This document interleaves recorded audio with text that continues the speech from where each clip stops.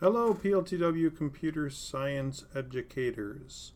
This video is to try to walk you through the new AWS system that we have access to through AWS Educate and how to create and use Cloud9 workspaces in the AWS environment.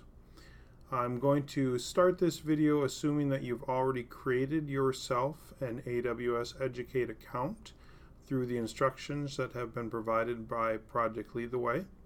Right now, as of the time of making this video, you can find the instructions in the readiness training section for both Computer Science Essentials and Computer Science Principles found in the Professional Development section of my PLTW. You can also find them linked in an email that was recently sent out from PLTW Communications, although I'm not positive that that was the most up-to-date version. But you should be able to follow a link that's been provided to create an account with the PLTW promo code that will automatically get you started. Now I want to walk through the system, show you places that it might be easy for you to get lost in or get trapped in so that you are ready for those and you are able to help your students get out of those holes if they find themselves get stuck.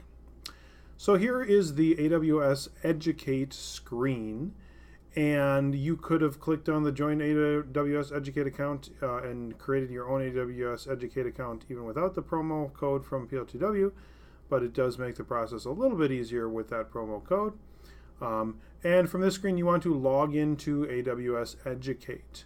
Note that there is a place up in the right-hand corner that says Sign into the console.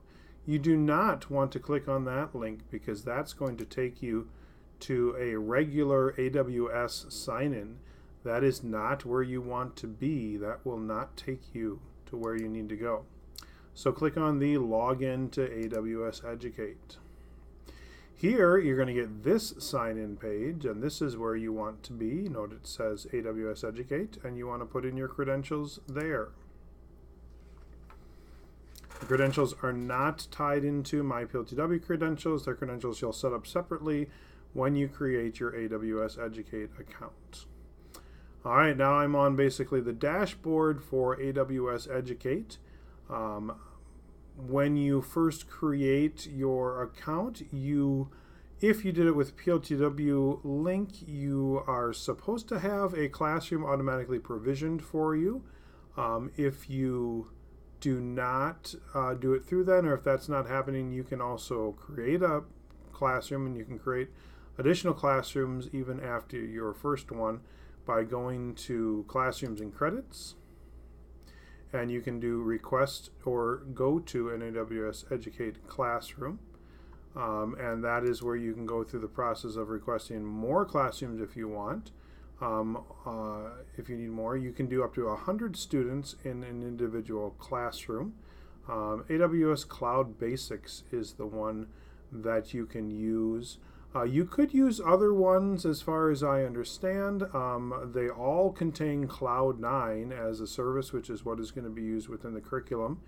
There are other ones that use different services that are available there, so you could definitely experiment with those a little bit if you want. The provisioning process for new classrooms does take a couple of days because they have to verify some things. I think it took about 1 or 2 business days for me when I created my first classroom. Note that you have up here too, you have a button that says AWS Account. If you click that, it's going to take you to this page, AWS Educate Starter Account. So I'll talk about what this is in a minute, but this is basically your teacher AWS account that you can get into, which will actually take you into actual AWS. So there's multiple ways to get there. This would be one way. Click on AWS account, and then click on AWS Educate Starter Account. Back here at the main dashboard, you can also click on My Classrooms, and that should show you any classrooms that you have provisioned. Now, I'm not entirely sure how many credits you're supposed to get allocated per student. I created my setup without the PLTW promo code before that was available, so mine was at 50. Supposedly you might get 75 per student if you do it through that promo code, but I'm really not sure on that. But here you can see we've got a button that I can click on for the name of the course, and also a button that says Go to Classroom. If I click on the name of the course here, this gets me into this section here, which basically tells me the info about my classroom. I can edit some of the information like the name. But then I also have where I can add the students to the class. This is where you can download an email address template and upload them, or you can invite them one at a time. And this will allow you to send invites, or it will automatically send invites to students so they can create their own AWS Educate accounts without needing to add any kind of financial information like a credit card or anything like that. So this is what needs to be done for students to be able to get access to the AWS Educate environment. If I go back to my classrooms here, if I click on Go to Classroom, this will tell me that it's taking me to a third-party site, this Vocarium site. So I'll click Continue here. And this brings me, now you can see, to a labs.vocarium page here. And here, this says it's a dashboard. This gives me information about my classroom. Now note that here, if I click, it says AWS Educate Classroom. If I click on that, I can see I've got a test student there, but I want to go up to here to My Classes. This shows me here I'm in my Computer Science Essentials classroom. Okay, and one of the things I had to do when I created the classroom was say when it ended, because that basically says how long the class is provisioned for my students to use. If I click here, I can see all the different classes I have. And now here, I was mentioning before how there is that AWS Starter account. That is something separate, but then there's also the Classroom account here. So the Starter account is like my just free teacher account, if you will, where the Classroom account is where all of my students are going to be. Your students are going to have both of these as options for them as well. And one does not necessarily, one doesn't talk to the other. So you have to be careful about where they are, about if they're in their Starter account or if in their Classroom account. Note that they look almost exactly the same when I click on one of them. So if I click on AWS Starter account, you can see that it says here it's my Starter account and I have a certain number of credits here and how much time is remaining. If I switch to Computer Science Essentials, I have a Classroom account status. I have a certain amount of credits and all of that. You want to be having your students working in their Classroom account. My understanding is that a Classroom account, if they would run low on credits, those can be added to the Classroom accounts. I do not believe that it's possible, or at least I have reason to believe it's not possible to add credits to a Starter account. So you want to make sure that they're working in their Classroom account. Then we have a whole bunch of things over here, some questions, stuff like that. They don't really need to click on any of this stuff. There's a little video that could be watched. But really what they need to do from this point is click on AWS Console. And what you need to click on is AWS Console to get into the actual account. Now when I click on this, note I'm going back out of this Vocarium portal into console.aws.amazon.com. And it's possible the first time you click on it, it gives you a warning that you're leaving. I can't remember. And now I am in AWS. I'm in Amazon Web Services, the management console for this account. Note here that it says what account I'm using. And this is going to be similar for all of the students in your classroom and for you as the teacher. What the Vocarium system does is it creates an AWS account for you and signs you in. So all the accounts start at vocStartSoft/user, and then it's got the specific user information. Note that there's this account here. So this is a separate account than if I would have been in that AWS Starter account. It's completely separate from the AWS from the classroom account. So these credits, which are used up, the more I use the web services, the more I have stored on it. Those get used up a little bit every minute that is being used. Those are tied specifically to this classroom, this Educate classroom account. All right, so now once you're here at this management console, this is where you're actually in your AWS account. And from here, you can create your workspaces to work in. Now there are, seems like dozens, maybe hundreds of different development environments that you could work in inside AWS. It's a super powerful platform with lots of things that you can be doing. Definitely something that you can investigate and your students can investigate. However, the thing that you're going to be using as far as your classroom is considered is a Cloud9 workspace. Since I've recently visited it, it shows up here, but you and your students can simply search for Cloud9, and that will show up as one of the services that can be used. And then it brings you to the Cloud9 dashboard, where you can then create environments which used to be called workspaces in the old version of Cloud9. So here is where you and your students can then create an environment to work within Cloud9. You can see I've got a few here from testing of things that I've been doing. So to create an environment, it's simply clicking Create Environment, giving it a name,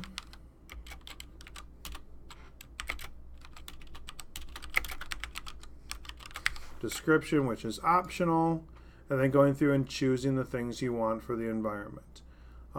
For the most part, I suggest keeping things for the default, creating an instance environment EC2. That's going to give you a workspace to work on. This is to do a remote server only.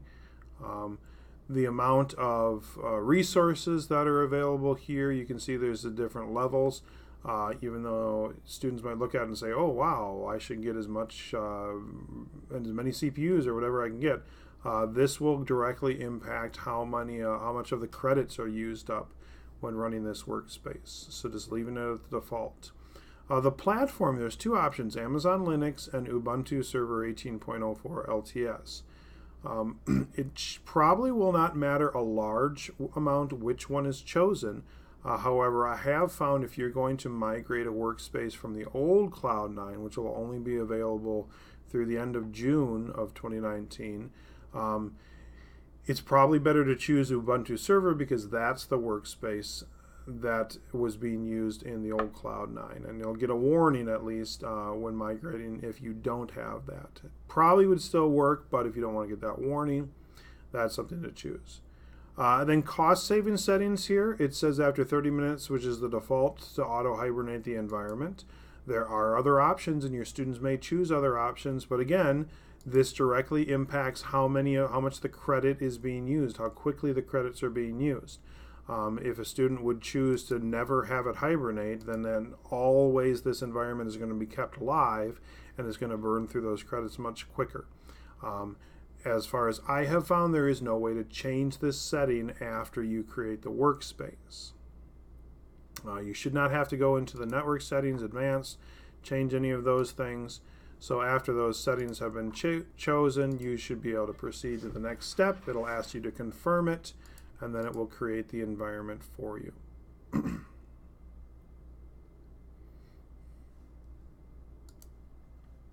It takes a little while for the workspace to be created. I paused the recording, but once the workspace is created, you'll have sort of your relatively familiar Cloud9 workspace environment here, similar to how it used to look. There are some slight differences. As you go through, you may discover some of them, but I have found that it works pretty much the same way as it has in the past.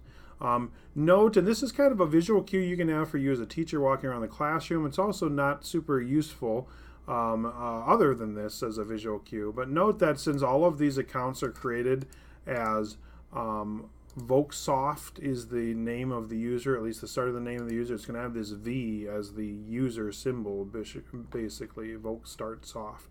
And they're all going to be the same thing. So if you see just an initial, that's the first initial of the student username or something like that, or your username, you're in the wrong spot. It should be a V, because that's the account that's created through the AWS Educate environment. I'm going to go back now to the AWS dashboard here and point out some things that can be pitfalls that you or your students might find yourself into. So note that when you're in this environment here, before you create an workspace, you do have some drop downs over here. You have one over here that allows you to choose which region you're going to be in. It defaults to the U.S. East North Virginia region, maybe because it's first in the list and not exactly sure why, but you could choose other regions. And if I happen to choose another region like the U.S. East Ohio region, which I absolutely can do, note that I don't have any environments in AWS Cloud 9 because it's a completely separate region environment that it doesn't recognize these across these different regions. So if I go to a different region, I may assume that my previous workspaces have been deleted somehow or removed, but it's just because I'm not in the same region that I was when I created them. So if your students are finding that they can't find their environments, it is maybe because they are in the wrong region. In the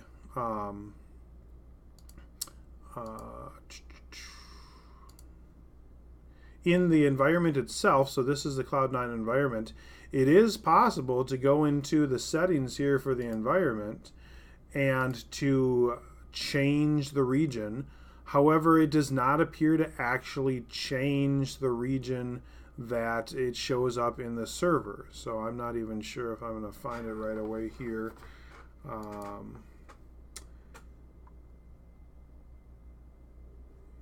Yeah, so forget exactly where it is, but it's possible to change it, and it is not. I have not found that it shows you in the other region then back at this. So you have to make sure that students aren't changing that region, otherwise they're not going to find their environments. The same is true with those different accounts. So like I said, if I go to the starter account, if I would go into that, I would find that it is not, none of the information is shared between the accounts. I can't see the workspaces that I've created in the other account. So if you're in the wrong location, you're not going to see the stuff that you think you have because it's just not there. In fact, when I'm in here, and I can even close these other workspaces, if I try to go to the AWS console here, it's going to tell me that I can't because it says I have to first log out, because it has logged me in as that Voc StartSoft user for the classroom account. So I have to click on log out. Then it's going to bring me to here, which does me no good. If I click on sign into console here, it'll bring me to the wrong spot. So now I have to close this and then go back to AWS console again, and then it's going to log me in. It looks very much the same, but if I would compare these numbers, this is a completely separate account. And if I go to Cloud9, I'll see that I do not have the same environments. I have different ones because I was doing different testing here, but these are not the same environments that I had that I created in my classroom account. So I think it's going to be easy for students to just click around and go to the wrong location and not understand why they don't have access to the stuff that they thought they had access to. All right, that's just a few things that I've found so far that I thought would be useful because I think there'll be pitfalls to your students. If you have any questions, post them in community, and we can help each other out to make sure we know where we're supposed to go.